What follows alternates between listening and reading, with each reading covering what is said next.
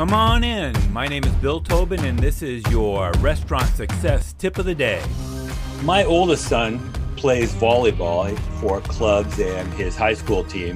And my second son, I have three sons, my second son plays basketball. And I learned there a big difference in the two sports. I love watching them both, and it's fun to be a parent of kids in sports.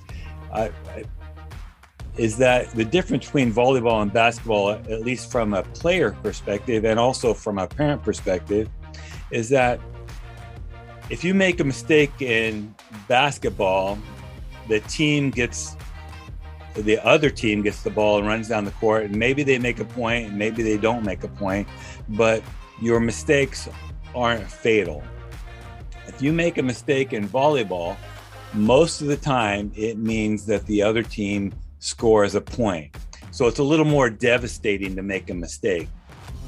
And I think of that in the restaurant industry too, because there's lots of times where we make mistakes in the restaurant, whether it be timing on seating of our guests, or there might be a mistake with the food or the cocktail. And most of those times, those mistakes can be overcome with good service. If you are good with your tables or good in the management of your staff, and you're giving good service and you genuinely care about the guests, most of the guests can get over mistakes, just like you can get over mistakes in basketball. But if you have a mistake that is poor service, or a service mistake, or your host, for example, if your host rolls your eyes at a guest, or if your server is rude to a guest in another way, then those mistakes are much harder to overcome. So, and I liken that to the volleyball mistake, where it's harder to overcome those mistakes.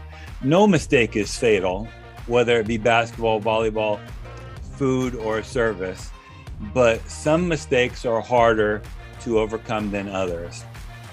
And the best way to overcome any mistakes and to make them easier to get over is if you have genuine care for your guests, a genuine integrity for what you're trying to do for the people who are coming into your restaurant.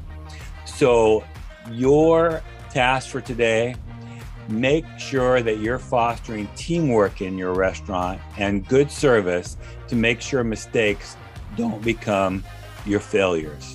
Now go make it happen. Do you have a comment or a tip for restaurant leaders?